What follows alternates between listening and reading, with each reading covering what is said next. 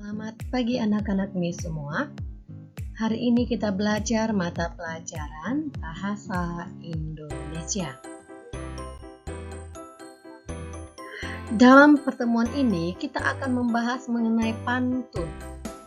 Nah, pantun merupakan hal yang tidak asing lagi untuk kamu dengarkan. Nah, apa itu pantun? Pantun merupakan salah satu seni merangkai kata. Pantun dapat digunakan untuk mengungkapkan perasaan seseorang mengenai suatu kejadian atau peristiwa yang dialaminya. Pantun memiliki ciri khas sehingga berbeda dengan bentuk puisi lainnya.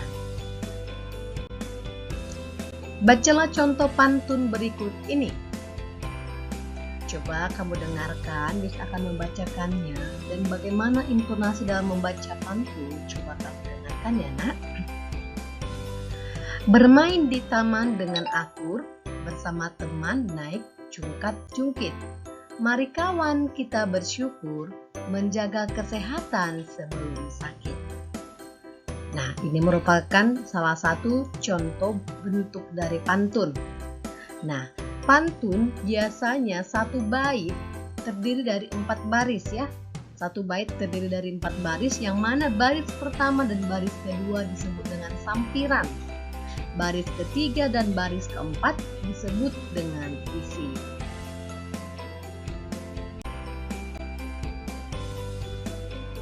Ciri-ciri dan jenis pantun.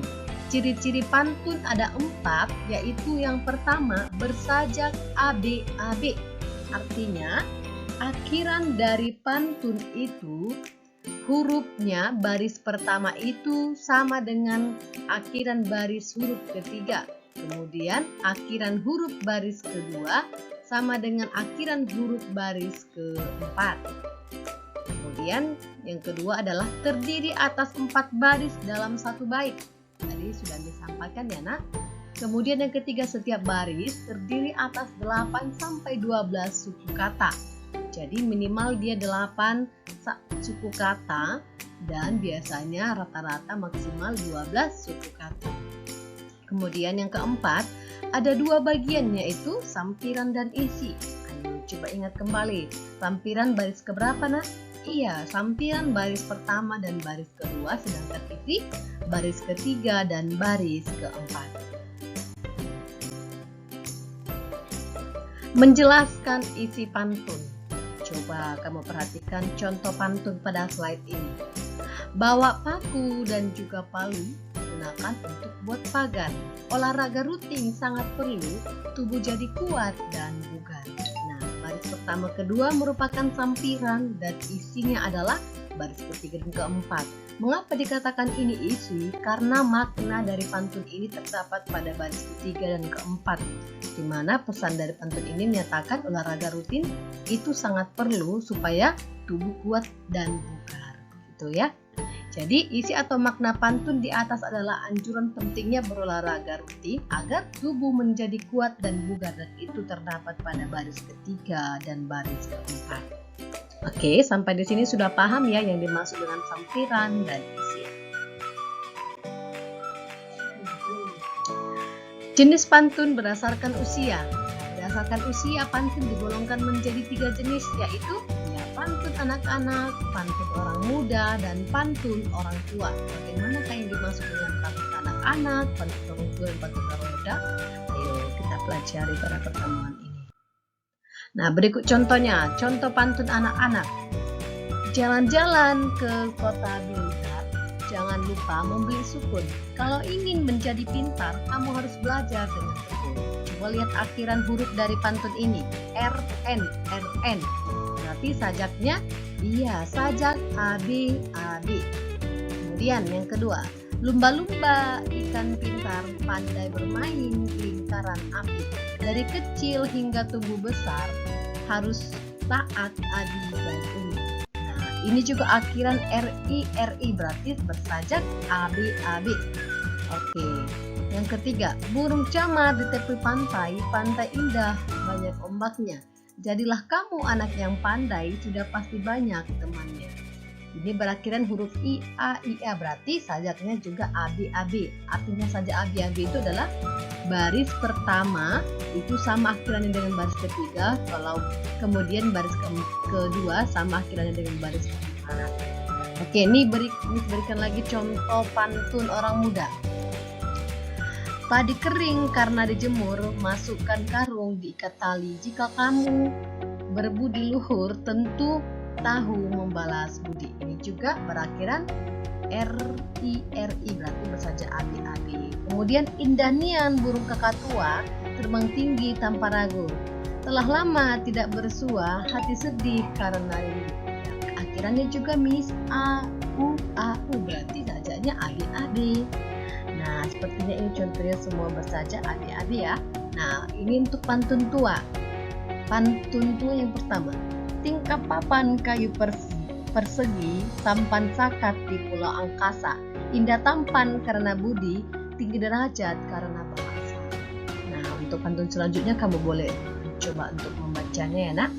Oke, kita lanjut. Jenis pantun berdasarkan isi. Nah, tadi kalau berdasarkan umurnya sudah ada, sekarang isi. Tadi berdasarkan usia sudah ya, Nak, ada 3 ya. Nah, kalau berdasarkan isi itu, coba perhatikan pada pantun nasihat dan pantun jenaka berikut ini. Jadi, jika jenis pantun berdasarkan isi itu terbagi 2, yaitu pantun nasihat dan pantun jenaka. Apa itu pantun nasihat dan pantun jenaka?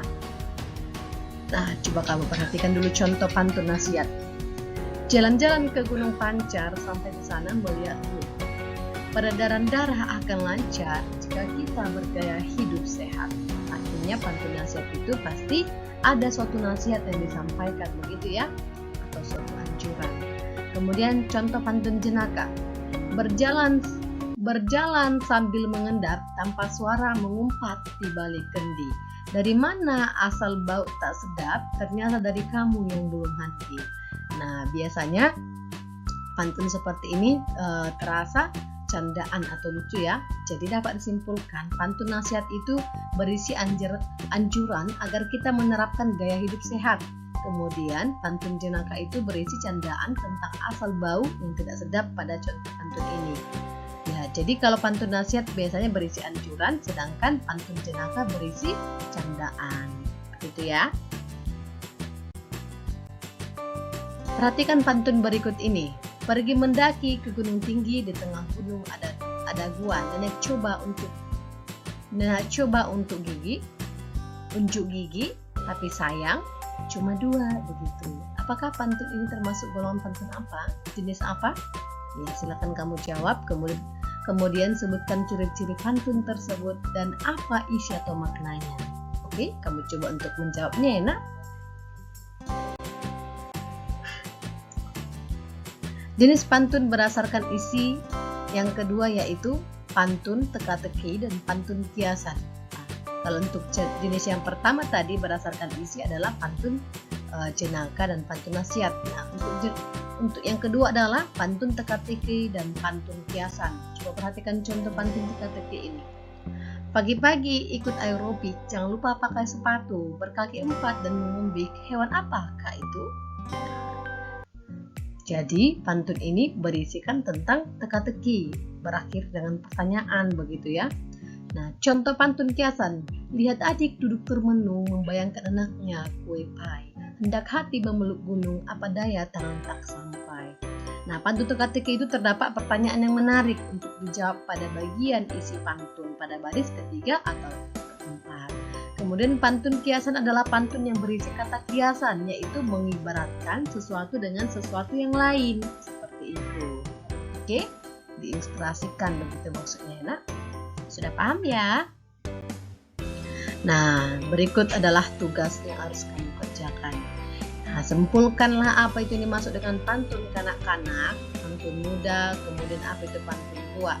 Kemudian masing-masing berikan contohnya ya. Pantun kanak-kanak minimal 1, pantun muda juga minimal 1 contoh, dan pantun tua tidak boleh yang sudah Miss sampaikan. Kalau boleh ada baiknya kamu yang buat sendiri, karya kamu sendiri itu lebih bagus. Oke, anak-anak Miss sudah paham ya untuk tugasnya? Oke anak-anak Miss, demikian pembelajaran kita pada pagi hari ini. Jangan lupa untuk membuat catatan dan jangan lupa untuk mengerjakan tugasnya. Tetap semangat semuanya. Selamat pagi.